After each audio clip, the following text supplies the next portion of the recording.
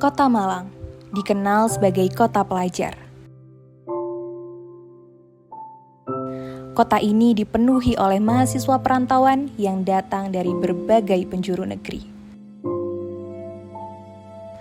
Hampir di setiap sudut kota, tak jarang kita menemukan deretan coffee shop yang menjadi tempat favorit bagi anak muda untuk nongkrong, belajar, atau sekedar menikmati secangkir kopi di tengah hawa dingin kota Malang.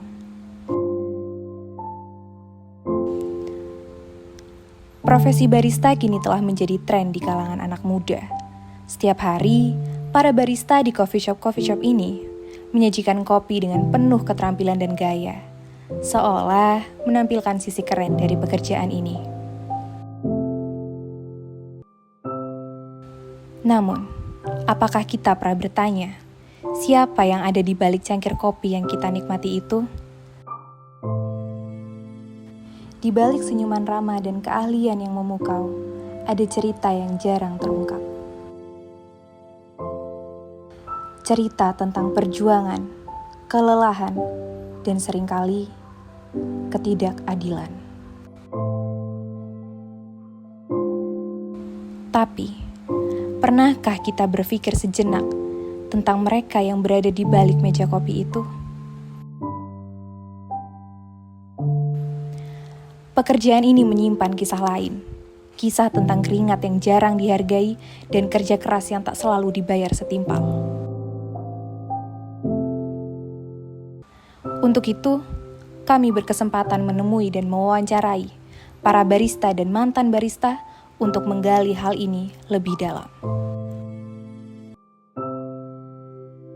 Upah minimum dan hak pekerja adalah isu lama di negeri ini. Tapi bagi para barista, itu bukan sekedar angka di atas kertas. Setiap hari, mereka dihadapkan pada kenyataan bahwa industri yang tampak modern dan tren ini ternyata masih menyimpan ketimpangan yang tak kasat mata. Mereka bekerja di sektor informal tanpa perlindungan yang memadai. Untuk mendalami fenomena tersebut, dalam sisi hukum, kami menemui Pak Syahrul, salah satu dosen Fakultas Hukum Universitas Brawijaya dengan fokus perburuhan.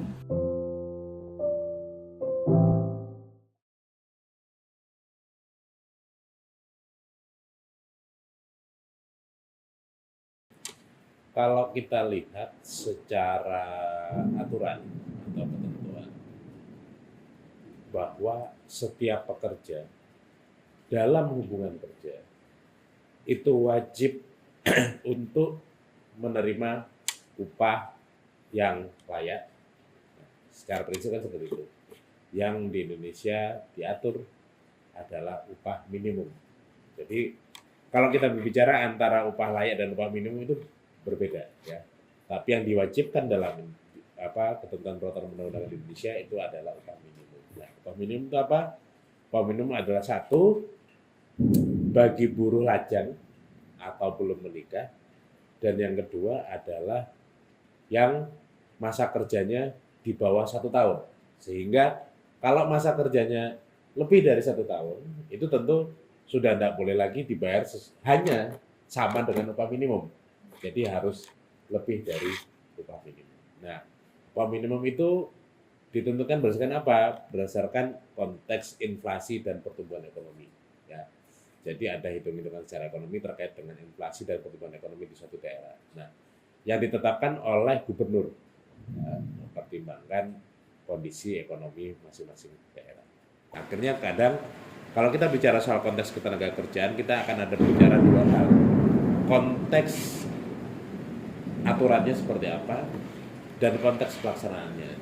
Dan bagaimana kesenjangan itu bisa terjadi. Di sisi lain, faktor kalau bicara soal konteks regulasi, memang itu adalah kewajiban. Begitu pula kita berbicara soal pengecualian tadi ya, ada pengecualian bagi pelaku usaha UMKM. Tapi di sisi lain, juga banyak pekerja yang bahasanya adalah mau tidak mau menerima gaji seperti itu. Karena kondisi pasar kerja kita yang seperti ini, kebutuhan terkait dengan pekerjaan cukup tinggi, sehingga lebih memilih untuk ya pokoknya yang penting saya bekerja aja lah dulu. Soal nanti apakah upah itu layak atau tidak sesuai aturan atau tidak menjadi persoalan. Nah itu yang sebenarnya apa perlu diluruskan pandangan atau pemahaman itu.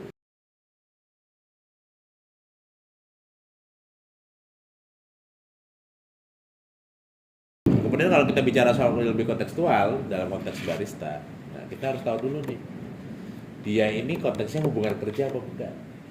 Nah kan tadi sebelum wawancara dimulai kita sempat diskusi, ini ada enggak apa pengelompokan coffee shop yang memang dia kan ada coffee shop Indonesia punya beberapa merek coffee shop yang sudah unicorn ya kan, sudah unicorn dengan persebaran gerai lebih dari 1.000 dan lain-lain gitu kan. Nah, tapi juga ada yang memang dia truly UMKM, dikembangkan sendiri dengan modal terbatas dan lain-lain. Nah, atau yang dia juga usahanya adalah usaha perseorangan. Nah, tentu kita harus bedakan tuh. Harus bedakan di mana kalau yang dia sudah unicorn saya pastikan kemungkinan soal tidak memenuhi ketentuan upah minimum itu kecil kemungkinan pasti karena mereka punya punya flow keuangan yang cukup rapi, pencatatan yang cukup baik dan omsetnya juga cukup baik. Tapi kalau yang soal UMKM dan yang usaha perseorangan ini kita harus cek dulu apakah antara barista dengan owner itu memang diikat dalam suatu perjanjian kerja atau tidak. Nah, kalau memang itu diikat dalam suatu perjanjian kerja, maka itu akan melahirkan hubungan kerja. Nah, persoalannya adalah pekerjaan barista itu kan terkadang juga tidak dianggap sebagai pekerjaan yang sifatnya formal.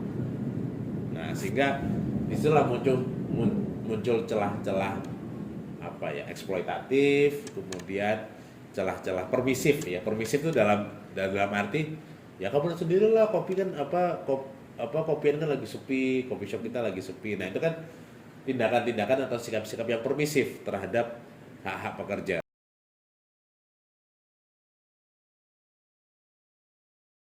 Para pekerja part-time atau pekerja individual, bahasa saya seperti itu, apapun itu, whatever it is lah ya.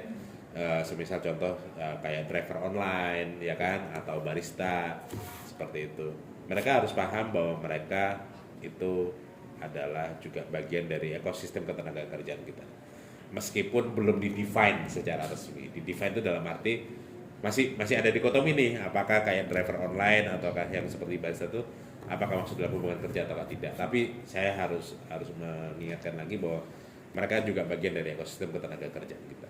Satu. Sehingga pemahaman bahwa mereka tetap punya hak untuk dilindungi, iya. Makanya pemerintah BPJS Ketenagakerjaan memberikan fasilitas kepesertaan individu, kepesertaan individual. Nah, ini yang kadang jarang digunakan, kepesertaan individual. Nah, di sisi lain, saya tadi juga bicarakan soal narasinya kan adalah pemahaman dan kesadaran ya kan. Nah, dari pihak pekerja, dari pihak pengusaha kurang juga kesadaran untuk memberikan sesuatu yang ya layak lah bagi pekerja sebagai bentuk penghargaan dalam proses dia bekerja.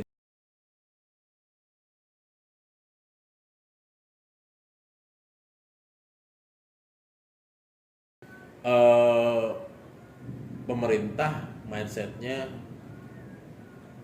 masalah itu jangan sampai jadi masalah baru diselesaikan. Jadi langkah-langkah pengawasan secara preventif, kemudian monitoring evaluasi secara rutin terhadap para pelaku usaha, terhadap para pekerja, itu yang sebenarnya menjadi kunci. Karena balik lagi, bisa saja pekerja nggak tahu tuh haknya dia, karena ya udah yang penting saya kerja, yang penting saya dapat upah, saya nggak tahu ini layak apa enggak, yang penting saya dapat pekerjaan, yang penting saya dapat penghasilan, sisanya ya sudah terserah gitu. Nah ini kan akhirnya kan kita jadi cenderung permisif ya, permisif itu ya udahlah nggak apa-apa.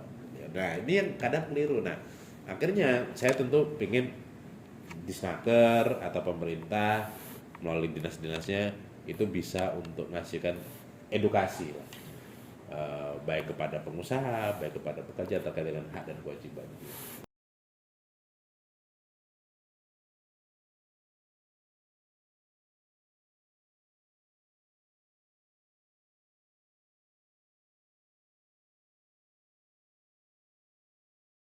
Sebenarnya untuk alasan yang khusus nggak ada ya. Cuman kalau misalnya kita ngelihat tren dalam 10 tahun terakhir, sebenarnya dulu barista kayaknya nggak terlalu rame ya, Kak. Semenjak adanya, kalau kakak tahu film Filosofi Kopi itu, masa tahun 2016 atau 2017 tuh para anak muda tuh jadi menggemari kopi kan. Nah semenjak itu para pemuda tuh melihat kayak barista itu suatu profesi yang keren. Nah sejak itu waktu aku lulus aku ngeliat wah kayaknya keren juga jadi barista, dan kebetulan banget lingkunganku saat itu kebetulan lagi mendalami kopi juga, jadi sekalian belajar dan akhirnya kerja sebagai barista. Nah, lebih seperti itu, jadi ya alasan utamanya itu sebenarnya. Kalau kata orang zaman sekarang sih FOMO karena pada zaman itu lagi rame gitu, dan alhamdulillahnya sampai sekarang dunia perkopian masih rame kan gitu. Oke, mungkin alasan basic yang pertama itu karena barista ini yang lebih fleksibel sama jadwal kuliah ya. Jadi kayak kita bisa menyesuaikan, terutama kan kita pagi sampai sore kadang sibuk di kampus gitu kan. Nah di barista nanti kerjanya paling dari sore sampai malam. Jadi kayak lebih fleksibel aja jamnya. Jadi enak lah.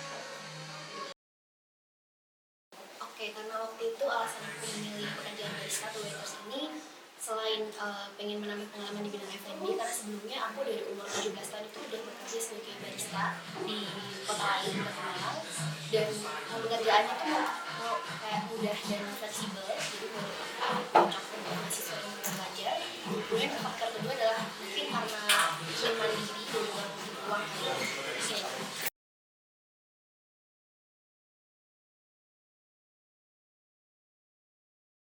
Terkait jam kerja sama lingkungannya. Sebenarnya ini sebelumnya kita bagi, aku bisa membagi dunia perbaristaan itu jadi dua. Pertama tuh lokal barista, barista lokal coffee shop. Yang satu lagi tuh barista yang company.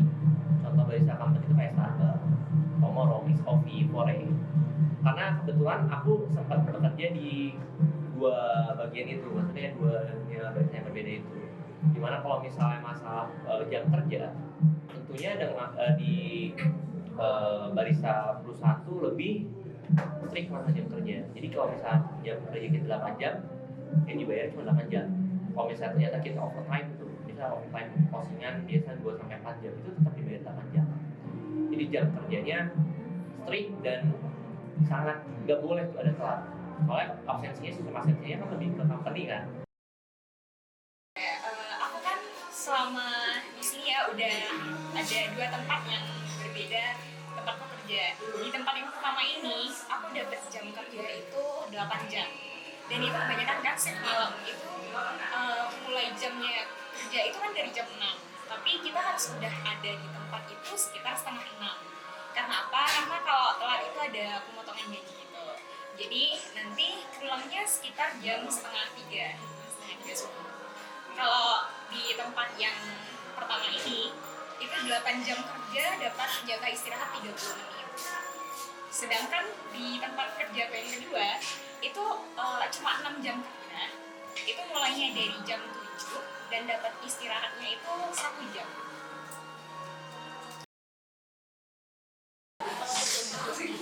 Kalau di Malang itu menjadi waiters itu jam bekerjanya karena part-time itu sekitar 5 sampai 6 jam per hari, dan per minggu itu sekitar 5 sampai 6 jam. Jadi ada 1 hari atau sampai 1 hari kerja sendiri itu bebas. Biasanya ada part-time pagi sama part-time sore dan sore.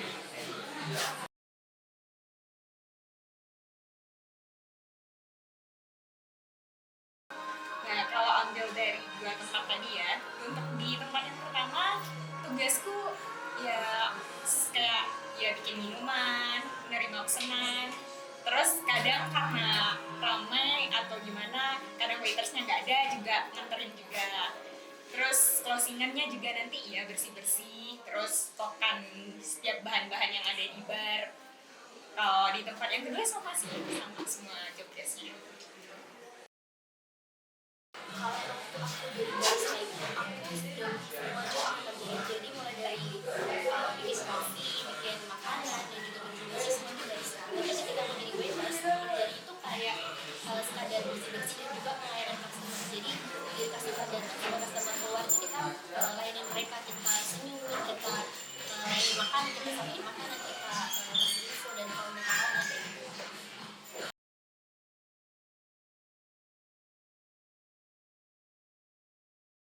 Kalau misalnya masalah gaji, kembali lagi kan tadi aku udah sempat ngomong kan, kalau misalnya perbarisan itu ada dua, retail sama lokal.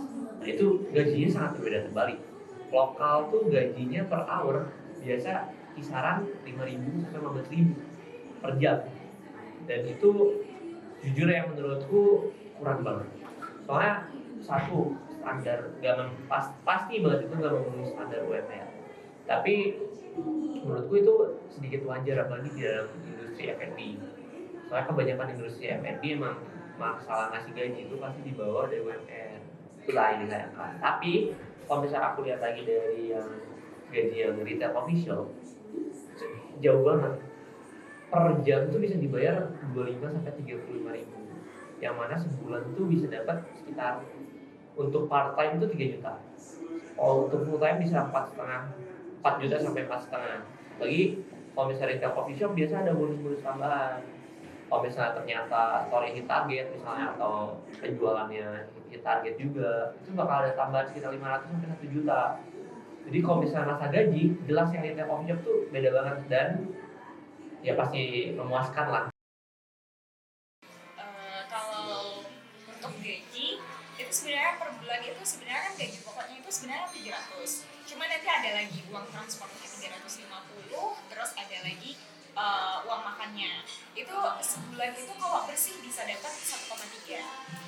Belum lagi nanti kalau penjualan F&B-nya itu melebihi target, itu biasanya bisa dapat bonus. Itu bisa 100, 200, paling tinggi itu kemarin aku dapat bonus itu satu bulan bisa 500.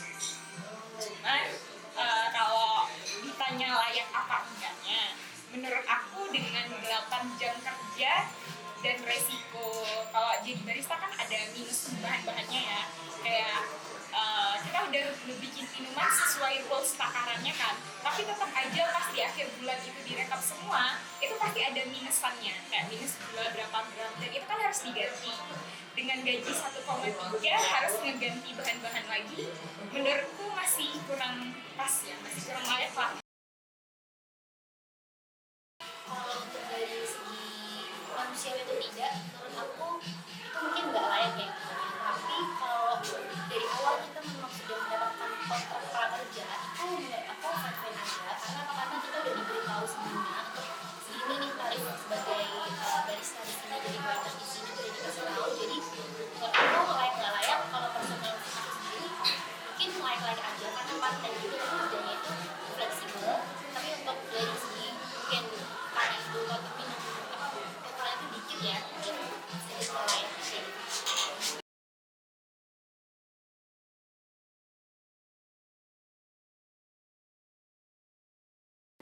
Sebenarnya untuk gaji adil atau enggak tuh itu ribet sih, karena sebagai pebisnis pasti para owner coffee shop ada pertimbangannya masing-masing. Karena jujur untuk HPP dari kopi biasa, misalnya 1 gelas kopi itu kecil, sekitar 5.000 atau 6.000 itu udah tutup untuk HPP-nya harga. Sedangkan keuntungannya bisa 1 gelas kopi bisa dijual berapa sih? 15.000, bahkan sampai 20.000. Untungannya gede kan? Tapi kembali lagi, kenapa akhirnya gaji-gaji barista lokal coffee shop tuh tergolong rendah? Soalnya dalam membuat satu lokal coffee shop tuh kita nggak bisa mengkiri modalnya gede banget. Seharusnya perusahaan itu ya lebih bisa melihat pertama kan secara kan di Malang gimana kebutuhan biaya hidup di Malang, apalagi sebagai seorang mahasiswa, terus gimana resiko kerja yang udah dihadapin tadi. Harusnya mereka mempertimbangkan hal-hal tersebut dan bisa memberikan gaji yang lebih layak lah. Kalau faktor penentu gaji, sebenarnya semua itu berpusat pada perusahaan yang memiliki coffee shop itu sendiri. Yang pertama yang aku tahu dari faktor gaji dari lokasi. Kalau lokasi itu bagus atau tidak, layak atau tidak, itu gaji pasti tertentu. Yang kedua itu dari jenis coffee shopnya itu sendiri.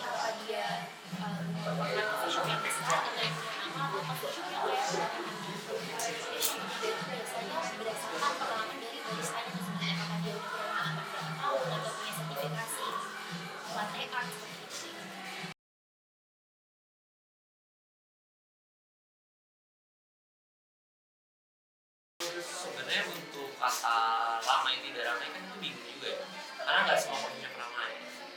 Tapi mungkin ini kita melihatnya satu coffee shop yang ramai dan gaji baristanya kecil gitu, kita andaikan aja gitu.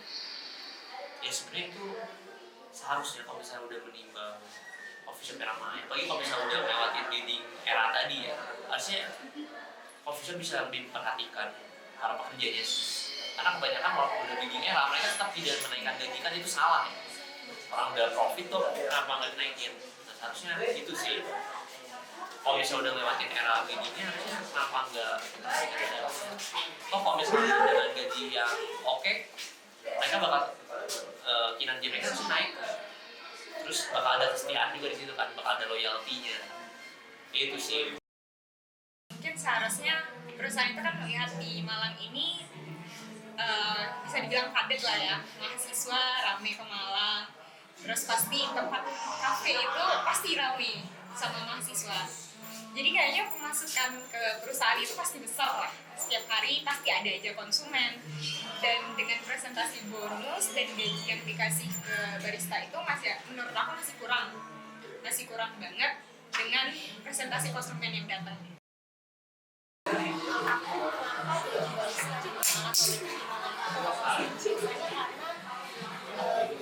Pelaku usaha atau pemilik usaha itu sendiri ingin menekan produksi yang operasional itu sendiri. Jadi pelaku usaha itu memaksimalkan keuntungan, tapi mereka juga menekan biaya operasional, sehingga itu ada gaji-gaji dari karyawannya kayak gitu.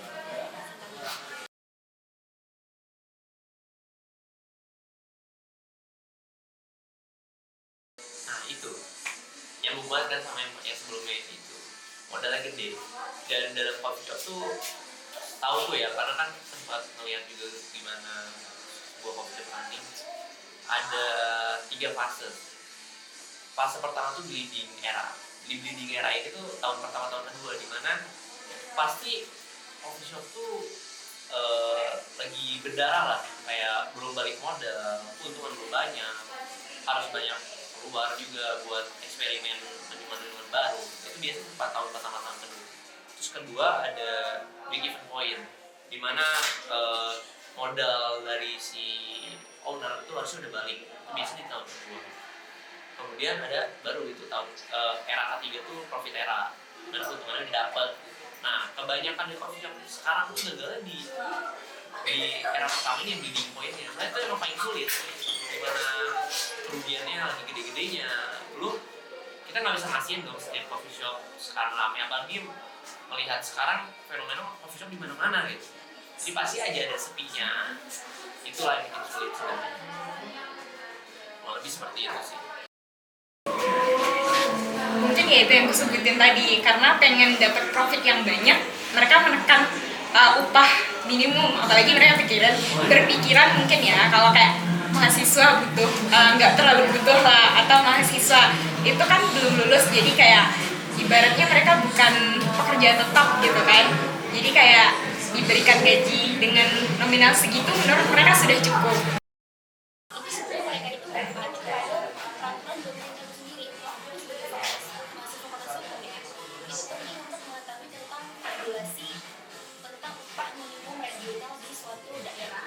Untuk di Malang sendiri itu kan masih berpacu pada PP nomor 30 tahun 2021. Jadi para pelaku usaha di Malang itu cenderung mengikuti upah minimum regional pada peraturan pemerintah untuk sanksi yang berlakunya, sehingga itu mungkin yang menyebabkan mereka itu masih berpacu pada PP kemudian yang namanya di peraturan pemerintah itu dijelaskan pelaku usaha itu dapat memberikan gaji itu berdasarkan kesepakatan antara pemilik usaha dan juga pekerja. Bagaimana dari pengalaman aku, perjanjian prakerja yang tertera itu bersifat lebih cenderung baku. Jadi baku itu artinya apa? Baku itu isi perjanjian prakerjanya itu semua cenderung kepada pemilik usaha yang tidak ada apa ya pendapat dari pekerja itu sendiri. Makanya menurutku itu cenderung menyulitkan untuk pekerja, karena mereka kayak mendapatkan perjanjian itu kayak udah ini loh yang akan kamu lakukan, jadi gaji kamu itu nggak bisa komplain atau nggak bisa apa, karena mereka menurut aku semuanya kayak ya udah terima aja.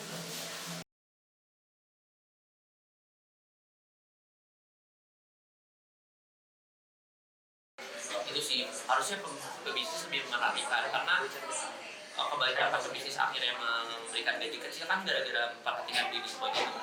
Nah, seharusnya dalam membangun bisnis mereka lebih tahu lah bahwa modal itu nggak sedikit gitu, dan walaupun modal nggak sedikit tetap karyawan tuh harus diperhatikan. Jadi nggak boleh akhirnya yang harus dikorbankan adalah gaji dari karyawan, terutama barista. Mungkin masukannya itu lebih dipertimbangkan lagi, pertama dari skillnya barista tersebut. Kan nggak mungkin orang yang sudah berpengalaman banyak tapi gajinya masih kecil ya, bisa lebih dinaikkan lah gitu. Terus dipertimbangkan lagi aspek dari kemanusiaannya sendiri, melihat mahasiswa ini kerja sambil kuliah itu kan gimana, pembagian waktunya agak sulit ya, kadang harus tugas juga, kurang tidur gitu kan. Evaluasinya menurutku para pelaku usaha ini kan menggunakan peraturan yang sudah perintah ya dalam kepentingan tersebut. Jadi menurutku evaluasi itu ya bisa diarahkan kepada atau diarahkan kepada pemerintah. Kenapa? Karena pemerintah ini sendiri yang untuk regulasi tersebut.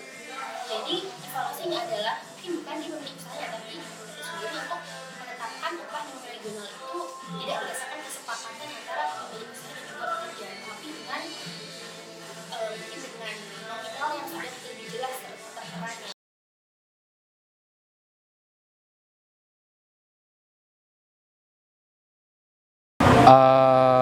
Tanggap harapan sama kritik untuk gaji barista di Kota Malang, di Malang Kota ya.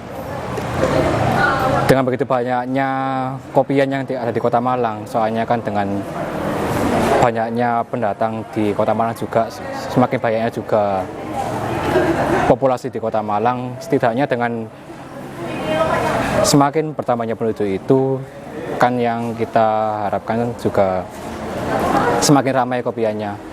Setidaknya dengan semakin ramainya kopian itu juga semakin meningkatnya, semakin ditingkatkannya gaji pekerjanya juga. Itu sih yang aku